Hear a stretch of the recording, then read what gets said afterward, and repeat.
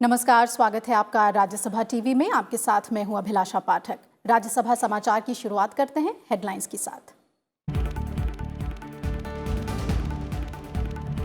केंद्रीय संस्कृत विश्वविद्यालय विधेयक 2019 पर संसद की मुहर। राज्यसभा में ध्वनिमत से पारित हुआ बिल।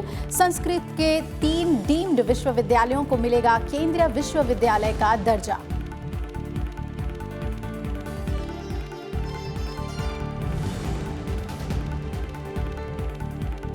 उच्च सदन में रेल मंत्रालय के कार्यकरण पर चर्चा। तृणमूल कांग्रेस सांसद डेरेक ओब्रायन ने की चर्चा की शुरुआत। पारदर्शिता बढ़ाने पर दिया जोर। सरकार की तरफ से जवाब दिया जाना बाकी।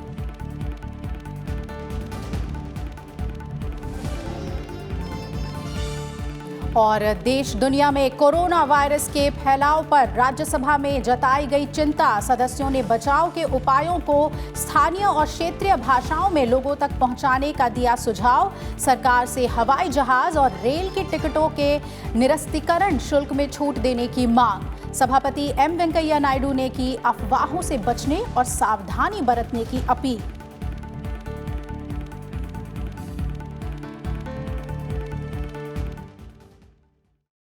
केंद्रीय संस्कृत विश्वविद्यालय विधेयक 2019 को लोकसभा के बाद राज्यसभा से भी मंजूरी मिल गई है।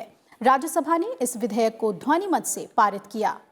केंद्रीय मानव संसाधन विकास मंत्री रमेश पोखरियाल निशंक ने विधेयक पर चर्चा का जवाब दिया।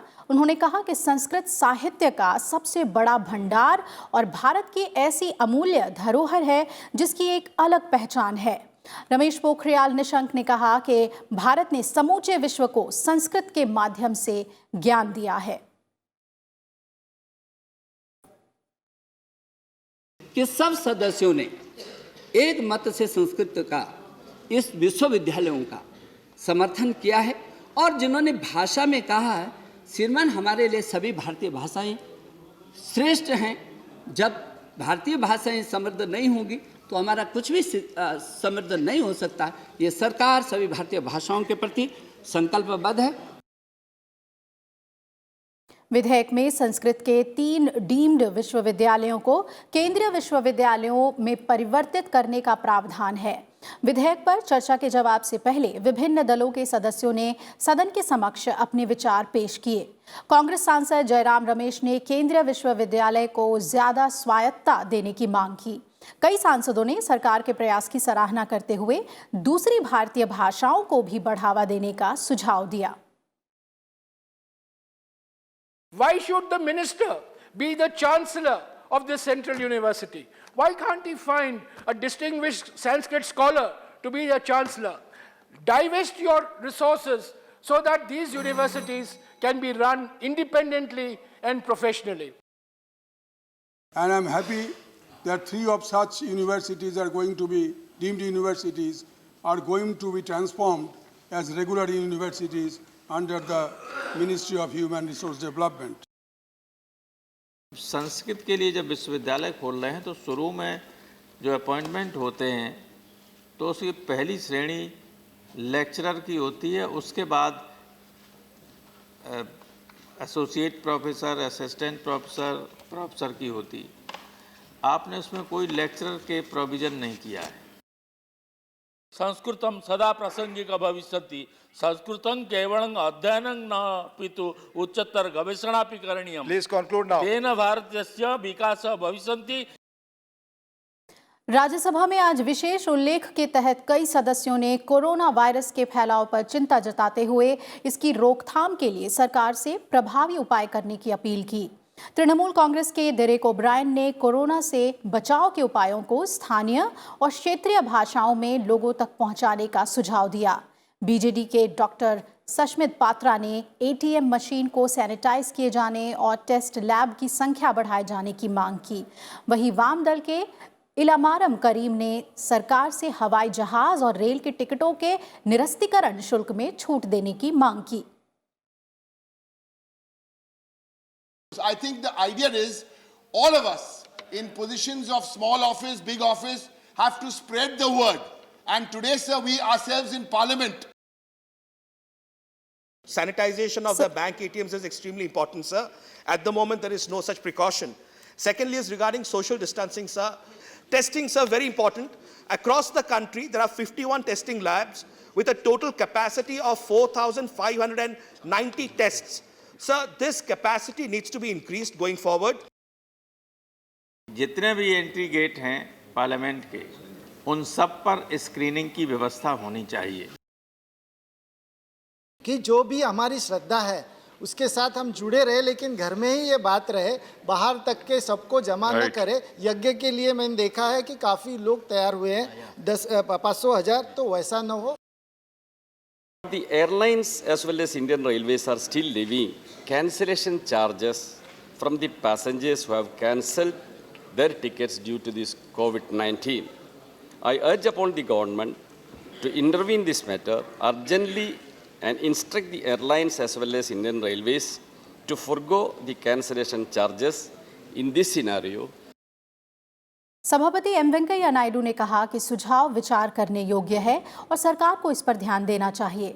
साथ ही उन्होंने ये भी कहा कि सरकार को कोरोना वायरस को लेकर फैलाई जा रही अफवाहों के बारे में स्पष्टीकरण देकर इन्हें दूर करना चाहिए। ये सुझाव जो है, ये सुझाव is worth considering because of a sudden cancellation of the school schedules and also other this thing, people are forced to cancel their programs. So let the airlines and also railways take note of this situation and see to it that no cancellation charges are collected. That is the suggestion for the members. Please get it examined by the concerned minister. उचित समय पे जो rumours चल रहे, वो rumours में कुछ grammar है नहीं है, उसके बारे में थोड़ा सरकार के द्वारा ICMR के द्वारा स्पष्टीकरण दिए तो जनता के लिए फायदामंद होगा। राज्यसभा में आज शून्यकाल के दौरान सदस्यों ने जनहित से जुड़े कई अहम मुद्दे उठाए। बीजेपी सांसद KJ अल्फोंस ने राज्य सरकारों द्वारा बिजली खरीद समझौते से जुड़ा मुद्दा उठाया। वहीं कांग्रेस के मोतीलाल वोरा ने लगातार कम हो रहे वन क्षेत्र का मुद्दा उठाया। उन्होंने कहा कि इससे पर्यावरण को बहुत नुकसान हो रहा है। कई अन्य सदस्यों ने भी लोक महत्व से जुड़े अपने अपने विषय उठाए।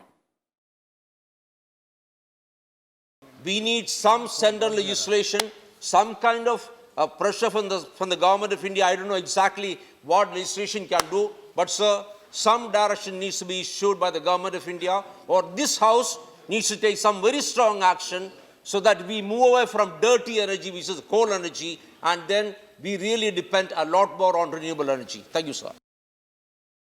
जंगल बेरहमी के साथ जंगल माफिया द्वारा काटे जा रहे, कभी सड़क के बनाने के नाम पर, कभी बड़े प्रोजेक्ट के लिए जमीन उपलब्ध कराने के लिए वन विभाग की जंगल माफियों से मिली भगत के कारण जंगल के जंगल साफ हो चुके हैं।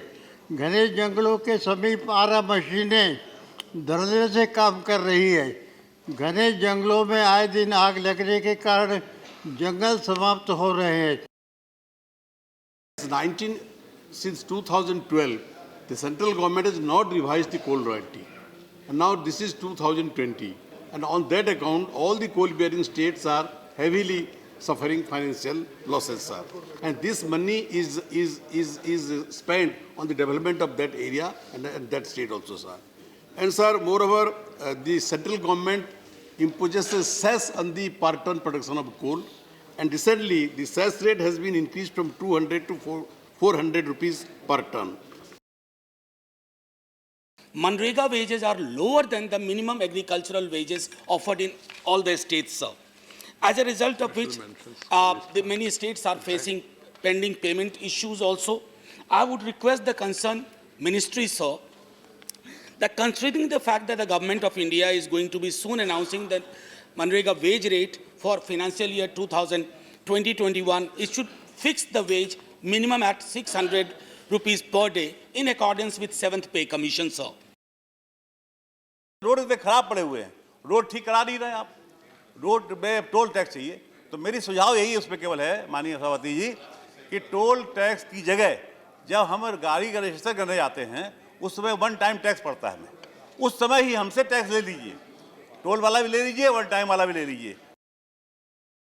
8000 बीघा जमीन जो 17 के पास था, लगभग इसके 80% जमीन पर लोगों ने कब्जा कर लिया है। 17 अधिकारी जो मॉन्क्स होते हैं उनको सत्राधिकारी कहते हैं।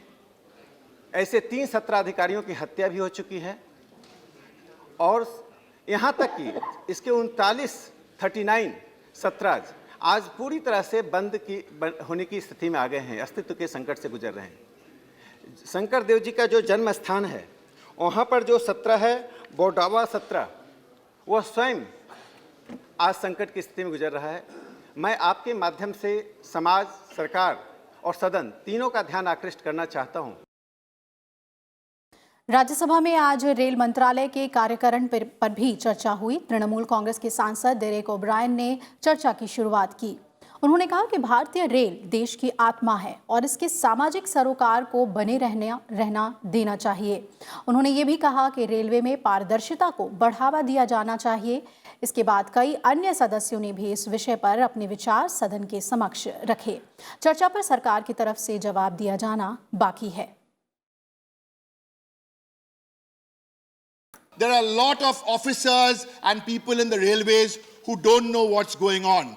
In fact, in a different kind of way, the railways too, and I mean it in an administrative way, the railways is polarized in terms of technical and non-technical. Minister, sir, through you, I request you, please look in deeply and talk to the railway family. This year and the next year, you will see a huge pickup because the Kisan Rail that has been announced will certainly open up new vistas of opportunity for the farmers and the farmer producers organizations to take their produce via the cold chain network, railway network to the nearest PC port. PRS station, जितने भी passengers railway station के ऊपर जाते हैं तो उसके लिए PRS centre का भी प्रावधान रखना बहुत ज़रूरी है। मेरी जानकारी में ये भी आया है कि ये प्रिंटिंग प्रेस अपना जो रेलवे का टिकट प्रिंटिंग करने का, रेलवे डॉक्यूमेंट्स प्रिंटिंग करने का, वो भी आप उसको बैन कर रहे हैं। There was no announcement on establishing a coaching terminal on the main line. The Viluppuram Tanjavur section, which was saturated many years ago, has not been taken up for doubling. This is very, very disappointing. So I would like our Honorable Minister for Railways to take up this as a priority and announce it as early as possible. इसी के साथ राज्यसभा समाचार में फिलहाल इतना ही। आप जुड़े रहिए राज्यसभा टीवी के साथ। नमस्कार।